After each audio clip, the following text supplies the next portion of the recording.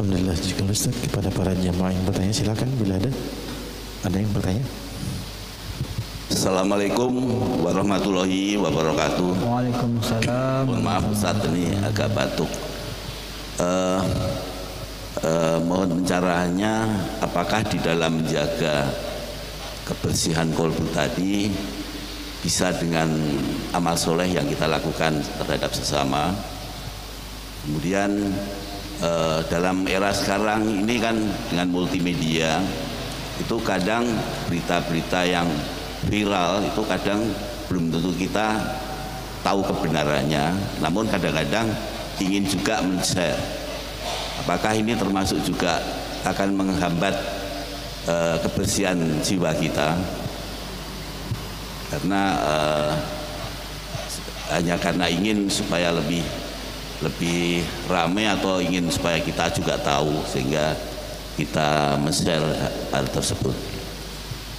Kemudian yang kedua adalah di dalam menjaga batin tadi, wudu batin itu apakah selalu dengan mengingat Allah pada setiap saat gitu Pak Ustaz, sehingga jiwa ini terjaga. Terima kasih. Assalamualaikum warahmatullahi wabarakatuh. Waalaikumsalam warahmatullahi wabarakatuh.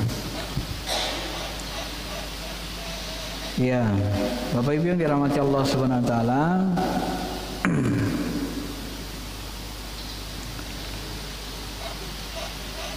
apakah menjaga kebersihan batin ini harus senantiasa ingat Allah?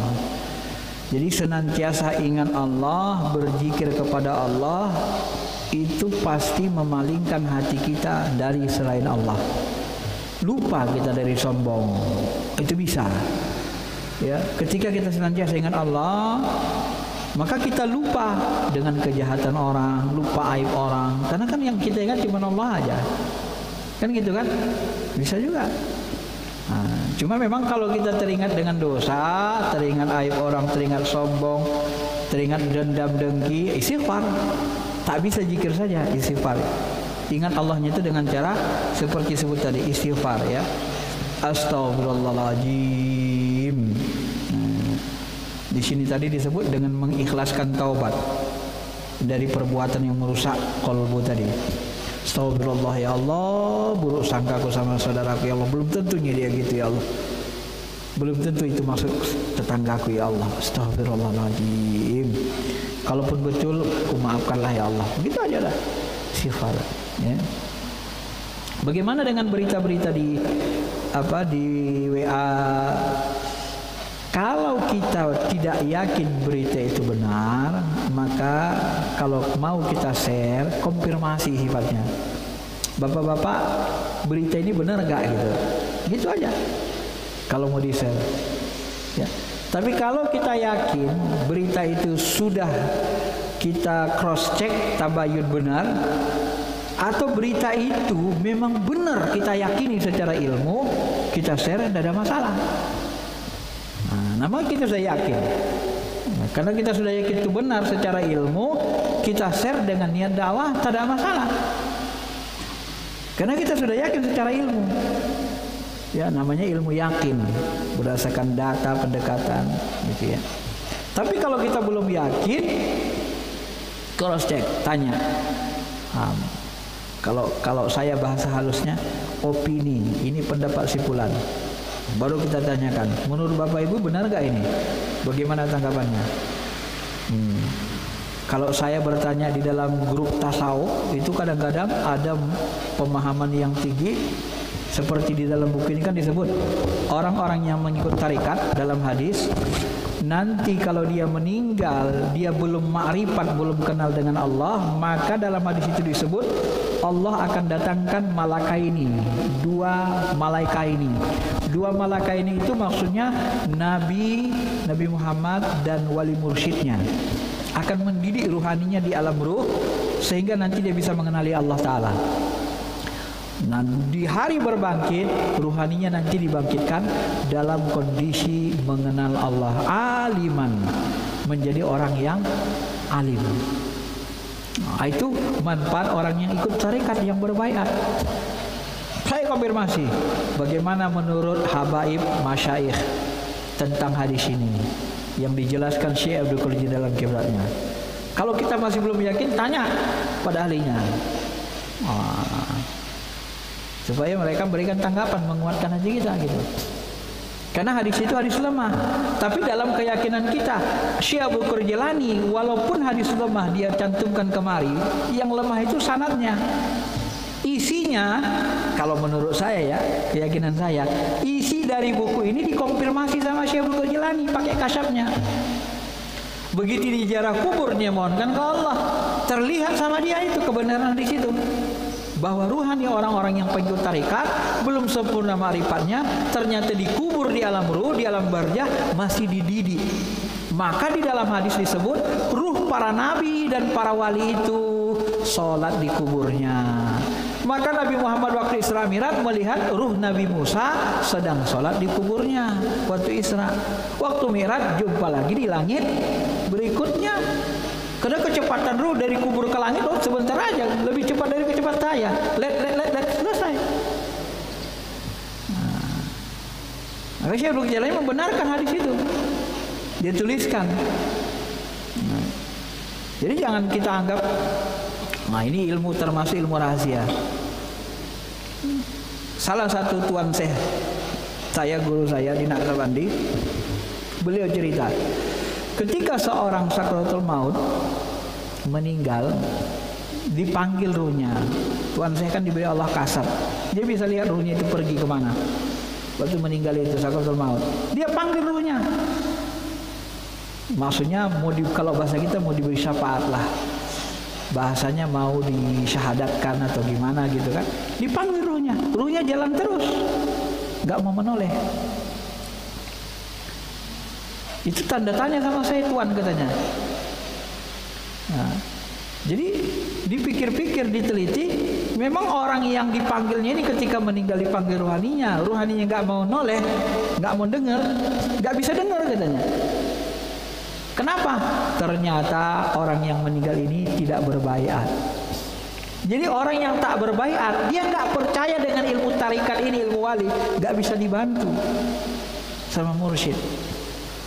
Yang bisa dibantu cuma murid, karena murid itu percaya. Mohon maaf Pak ya, Bapak kalau nggak percaya dengan kenabian Nabi Muhammad, demi Allah nggak akan dapat syafaat Nabi Muhammad. Walau sholat malamnya 1000 kali, 1000 rakaat tiap malam. Begitu Bapak tidak percaya, sedikit ragu dengan kenabian Nabi Muhammad, walau ibadah Bapak sebanyak apapun, gak bakalan dapat syafaat dari Nabi Muhammad. Itu udah pasti. Maka yang bisa dibantu para guru mursyid yang percaya dengan ilmu kewalian ini. Karena itulah murid itu dipertanggungjawabkan dunia akhirat, yang bisa diberi syafaat. Di dalam kitab Ibnu Qayyim itu jelas dikatakan, ada hadis sahih menyebut ada 70.000 nanti orang-orang yang masuk surga tanpa hisab. Dari 70.000 yang masuk surga tanpa hisab ini, satu orangnya akan memberi syafaat kepada 70.000 lagi masuk surga tanpa hisab. Jadi yang beri syafaat itu bukan hanya Nabi Rasul, para ulama yang bisa beri syafaat, kata Nabi, Nabi, Rasul dan para ulama. Maka ulama al-ulama ummati kanabiya Bani Israel. Ulama-ulama umatku ini setara derajatnya dengan nabi-nabi Bani Israel. Kalau ada nabi sesudah Nabi Muhammad, ulama-ulama besar kita itu dianggap nabi-nabi penerus Nabi Muhammad. Tapi karena nabi tidak ada lagi sesudah Nabi Muhammad, cukup disebut dengan gelar ulama. Tapi derajatnya sama dengan derajat nabi-nabi Bani Israel. Maka yang bisa memberi syafaat adalah para nabi, para rasul dan para ulama. Itu hadis sahih. Nah, itu termasuk bagian dari ilmu rahasia pembuktian, dibuktikan dengan kasyaf hadis, kebenaran hadis itu. Sehingga nyata dia memang nyata. Maka Syekh Abdul Qadir Jilani mengatakan, mengutip hadis itu, para nabi itu sholat. Sholat itu apa? Sholat itu munajat. Ruh para nabi, para rasul, ya sering itu kelihatan di kuburnya. Mereka munajat. Munajat itu mereka bermunajat ke Allah saja, bukan sholat. Sholat nggak pakai gerakan, nggak ada rukun syaratnya. Karena di alam ruh nggak ada perintah sholat lagi, rukun sujud nggak ada perintah. Orang itu kalau sudah masuk alam ruh, dia hanya munajat ke Allah saja, ruhaninya. Dia menikmati sangat menikmati kedekatannya kepada Allah. Orang-orang soleh begitu. Karena makanan roh itu adalah zikir munajat gitu ya. Kecuali selama hidup di dunia nggak boleh kita tinggalkan sholat. Kalau di alam akhirat perintah sholat sudah nggak ada. Jadi yang dimaksud dengan sholat di situ kata beliau adalah munajat robbahu, munajat kepada Robnya. Itu Pak penjelasannya. Jadi nggak panjang ya. Ada lagi? Ada lagi yang lainnya? Ya, silakan.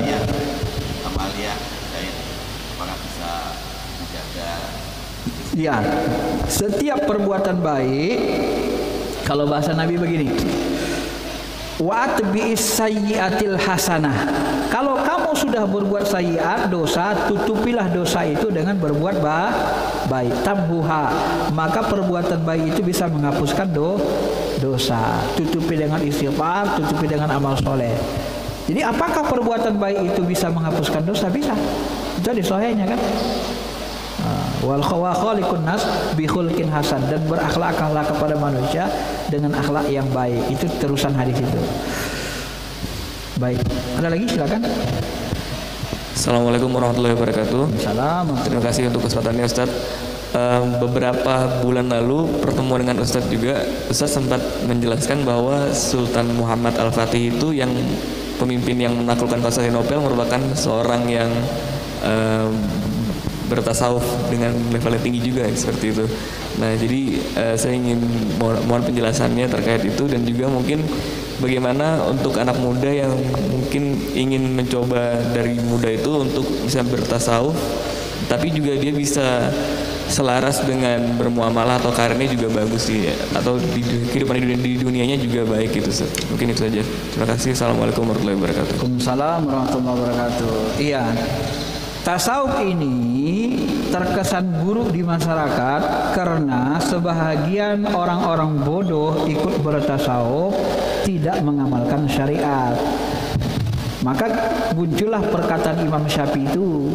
Salah satu perkataan Imam Syafi'i yang sering dikutip orang itu, paginya jadi orang bodoh, nanti sorenya jadi orang jijik. Itu maksud Imam Syafi'i, orang tasawuf yang tidak bersyariat, yang memang bodoh, ngaku-ngaku orang tasawuf.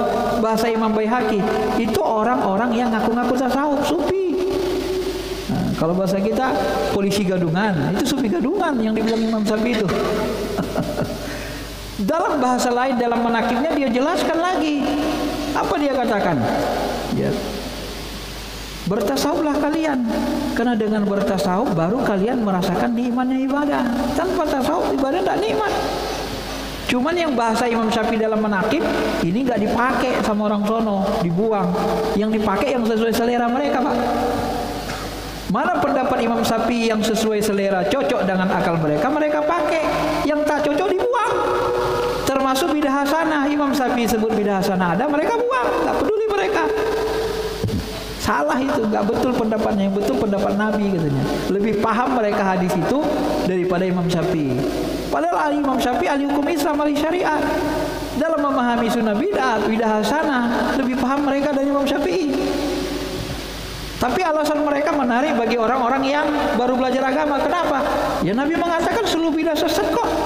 Masa kita mengatakan membawa Imam Syafi'i?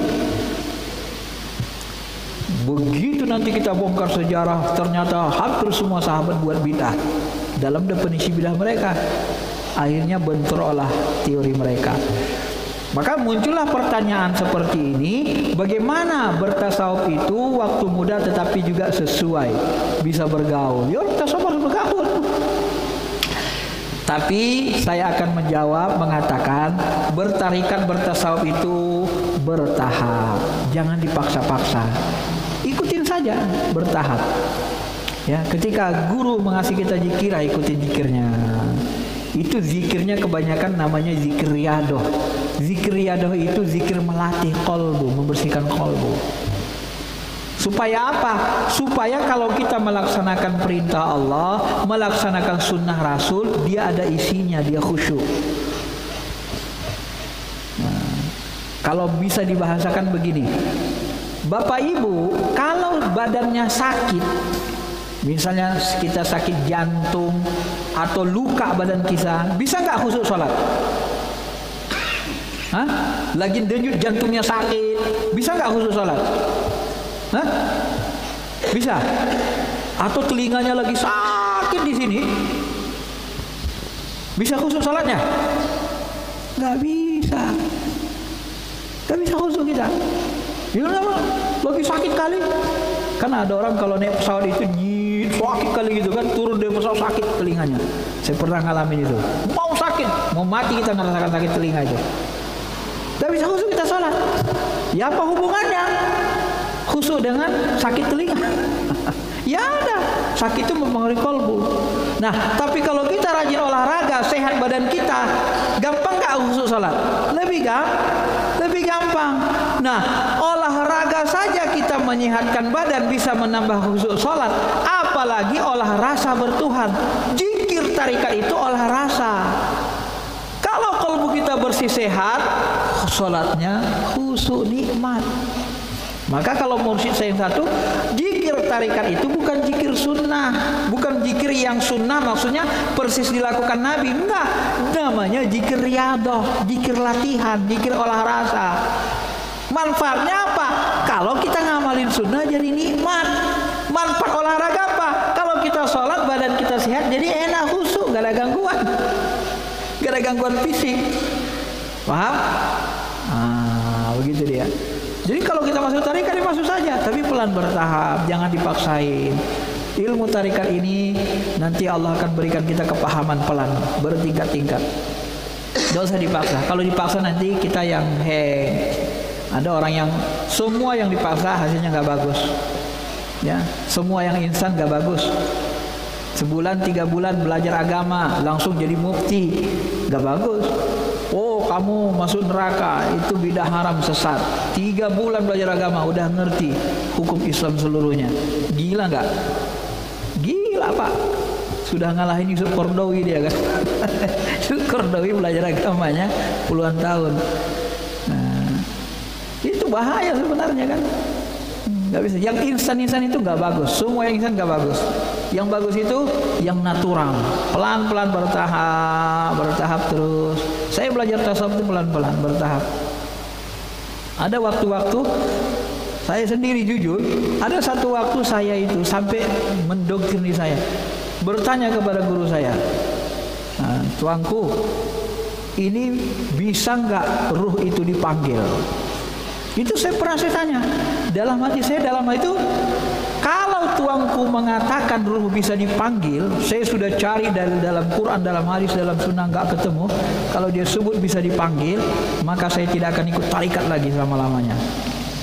Saya akan keluar.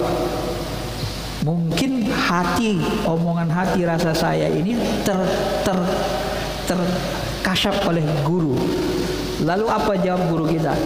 Pak Faisal, ruh itu nggak bisa dipanggil. Ruh itu datang sendiri dengan izin Allah. Ruh Syekh Abdul Qadir Jilani itu nggak bisa dipanggil. Dia datangnya sendiri dengan izin Allah. Itulah jawabannya. Saya lega. Saya ikut tarikat terus Pak. Kalau di batu, saya udah ngomong di antara kalau dibilangin bisa panggil, saya nggak mau lagi masuk tarikat. Tapi kalau ilmunya sudah tinggi, saya ngalami sendiri. Ini ilmu rahasia juga. Ya, ilmu rahasia juga. Allah saja bisa kita dekati langsung bertemu Allah, apalagi ruh. Ruh itu dekat-dekat sini aja semua. Kalau izin Allah semuanya bisa dipanggil. Kalau sudah tinggi, tapi nggak bisa kita paksa orang percaya itu. Kenapa? Gilanya kau, masa ruh bisa kau panggil katanya. Ya cuma maksanya Pak. Itu sama kita memaksa anak TK belajar sinus kosinus. Gila nanti mereka Pak. Ajari huruf A, B, C, levelnya di situ ya sudah, itu aja ajari. Jangan ajari sinus kosinus. Sesat itu, masa kita diajari sinus kosinus katanya. Apa itu ilmu itu katanya? Ya, nggak bisa. Ilmu ini berlevel-level. Syekh Abdul Qadir Jilani menyebut itu akal itu 4 lapis 4 tingkat. Kita sudah bahas. Ada akal ma'asyi, hanya bisa terkoneksi dengan yang jahil. Ada akal ma'adi, naik sedikit. Ya, masuk ke makom tarikat. Ada akal apalah, akal jamani, itu sudah masuk makom ma'rifat. Akal kulli itu masuk makom lahut, makom ketuhanan. Berlevel-level. Kalau akal kita itu satu dimensi, enak memahaminya. semuanya. Kalau akal kita tidak satu dimensi, jadi fitnah. Maaf nih, Bapak tinggal di sini. Tahu kan jalan-jalan motong? Kecil, jalan gang-gang kecil tahu kan? Menembus ke sana jalan sini bisa tahu kan? Tapi kalau saya enggak warga sini, enggak tahu saya jalan motong. Begitu Bapak jalan motong pulang, tuh sesat tuh orang tuh, saya bilang. Saya jalan kecil kayak gitu, dia mau kemana dia tuh? Padahal Bapak udah hafal jalan itu tembusnya ke sono. Saya nggak hafal. Paham? Maka kata Profesor Nasrul Umar, tarikat itu sama dengan gang, jalan kecil. Sedangkan syariat itu jalan besar. Jalan besar orang banyak tahu, karena setiap hari dilalui. Gang itu kalau nggak ahli nggak ngerti, Pak. Kalau nggak ngelewatin itu nggak ngerti. Maka yang bisa mengajari kita gang-gang ini, tarikat-tarikat jalan ketuhanan, hanya mursyid-mursyid. Kenapa? Karena mereka sudah melalui itu, sudah mati suri, sudah diperjalankan rohaninya, sudah ngerti alam kubur, ngerti alam malakut, sudah jumpa malaikat, sudah jumpa dengan ruh-ruh, kadang jumpa dengan Nabi Khidir, kadang jumpa dengan ruh Nabi Muhammad. Biasa itu, Pak. Kok alam ruh di balik ruang kosong ini kok? Di mana kalau bukan di balik ruang kosong ini? Dimensi alam ruh di sini. Tidak kemana-mana. Maka saya sebut sederhana, tapi orang nggak paham ilmunya. Kan sudah saya sebut berulang. Ruh saya di mana coba? Kalau nggak ada ruh kan nggak bisa bergerak ini kan? Ya ruh saya di sini meliputi jasad saya. Nah, bisa bergerak jasad saya, yang gerakan siapa ruh? Mana dia? Jadi sini aja. Kan nggak jauh-jauh, Pak. Cuman kalau saya berhenti bernapas 1 jam, mati, nggak bisa lagi gerakin. Kenapa? Nafs itu menyambungkan antara alam jasmani, alam nyata dengan alam ruh. Ditempelkan dia, jadi nyambung. Begitu kita putus nafas kita putus, tercabut, alam ruh pisah dengan alam jasmani. Tapi ruh di situ juga. Maka orang yang meninggal ketika dia dimandikan, ruhnya ngelihat. Dia belum sadar bahwa dia mati, dia pikir dia tidur. Begitu nanti dikubur datang malaikat munkar nakir, rupanya aku sudah mati katanya. Itu kita alami. Begitu penjelasan hadis kan. Orang ruh itu gak kemana-mana kok. Innalillahi wa inna ilaihi rajiun. Datang dari Allah, kembali ke Allah. Kembali ke Allah kemana? Apa ruh naik ke arah sana? Bukan. Kembali ke Allah, kembali ke ruang kosong, karena zatnya meliputi ruang kosong. Ke ruang kosong ini. Nah, kan ada satu hadis sahih itu, ketika seorang sahabat bertanya kepada Nabi, "Ya Rasul, aina kana Allah?" Di mana keberadaan Allah? Waktu sebelum dia menciptakan, lamma khalaqa. Sebelum dia menciptakan segala sesuatu, di mana Allah? Bagaimana keberadaannya?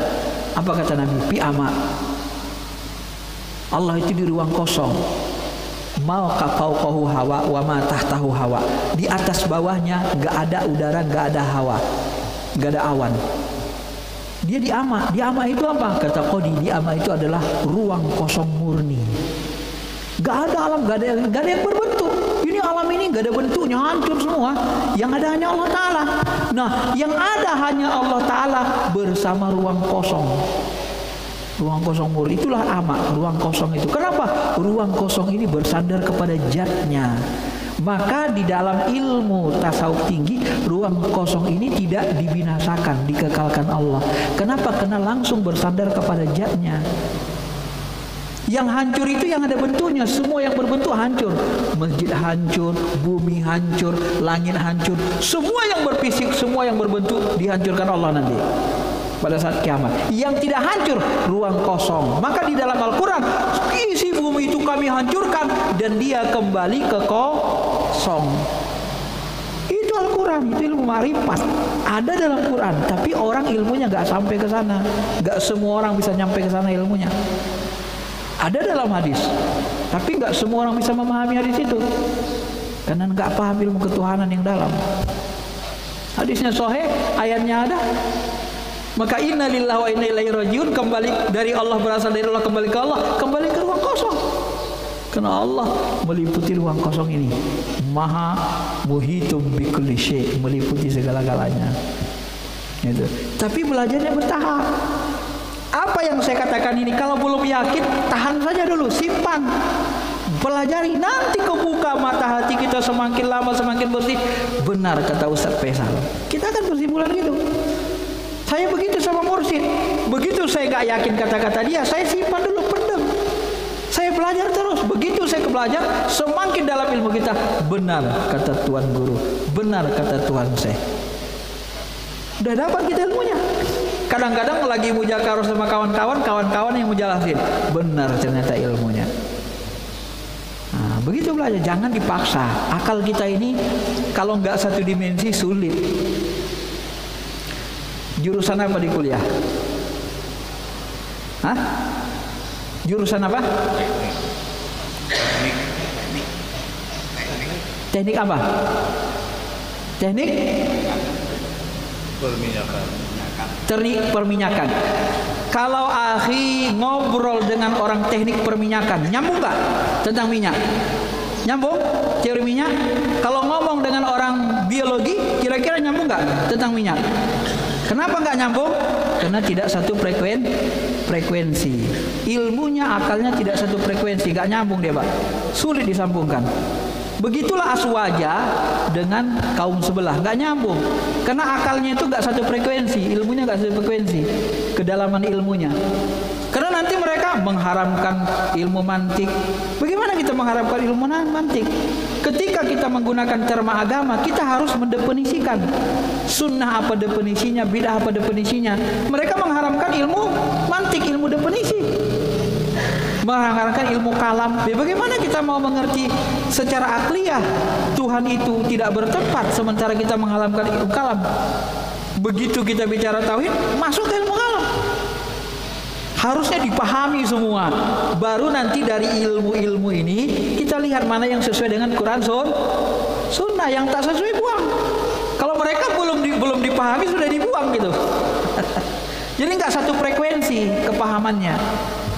Tidak satu frekuensi, maka yang terjadi fitnah. Kalau dia memaksakan pemahamannya. Kalau dia tidak paksakan kepahamannya, tidak ada fitnah. Yang jadi masalah itu dia paksakan kepahamannya kepada orang lain. Maka yang benar salaf itu, salaf asli, mereka sangat toleransi dalam perbedaan furu. Kenapa? Khatibun nas ala qadri uqulihim. Bicaralah manusia dengan sama, sesuai dengan frekuensi akalnya, kemampuan akalnya sama. Ya. Kalau kemampuan akalnya budak, sederhana, Allah di langit cukup. Tapi kalau Ibnu Abbas, Imam Ali gak cukup. Hai Ali, apakah Allah di atas aras? Apakah aras tempat tinggal Allah? Tidak. Aras itu bukan tempat tinggal zatnya. Aras itu diciptakan hanya untuk menunjukkan kebesarannya.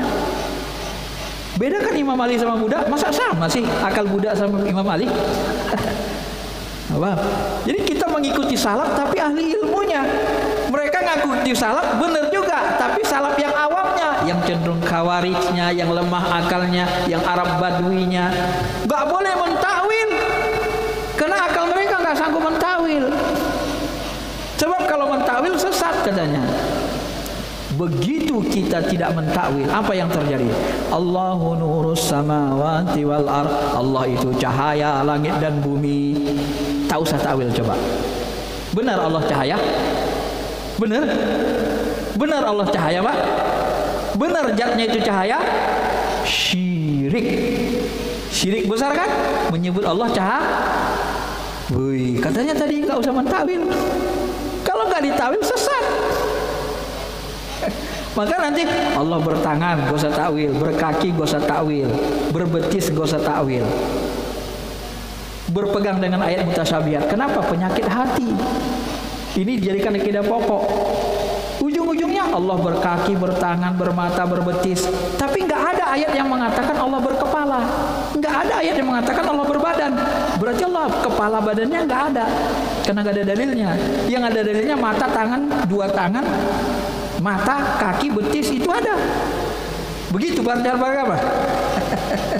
Kepala sama badannya nggak ada karena nggak ada dalilnya. Itu kan pemahaman orang Arab Badui kalau saya katakan gitu. Saya mohon maaf ya. Kalau ahli ilmu nggak begitu memahami Allah. Orang makrifat tuh nggak begitu. Lebih kenal kepada Allah.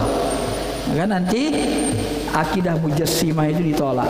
Karena mujassimah itu menjisimkan Allah itu berjisim, bertangan, berkaki. Nggak begitu.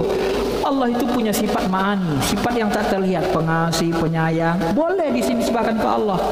Kenapa? Sifat itu gak kelihatan, gak ada wujudnya. Sifat kasih sayang ada gak nggak wujudnya? Ada nggak jisimnya? Nggak ada, boleh.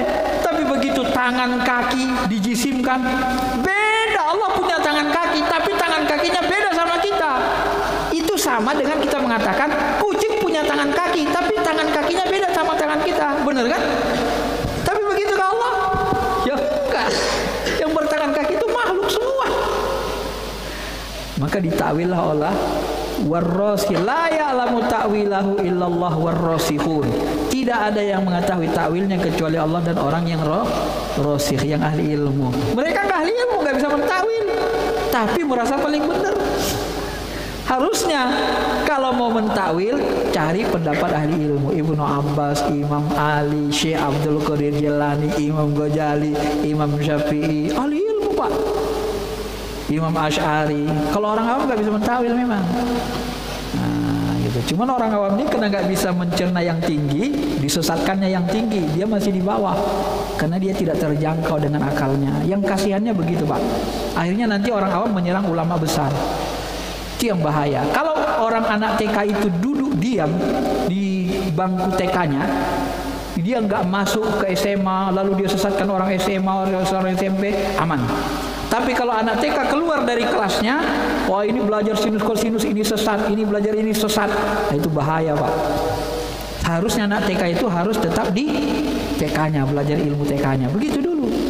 Jangan masuk ke wilayah yang tak terjangkau akalnya, nanti terjadi fitnah.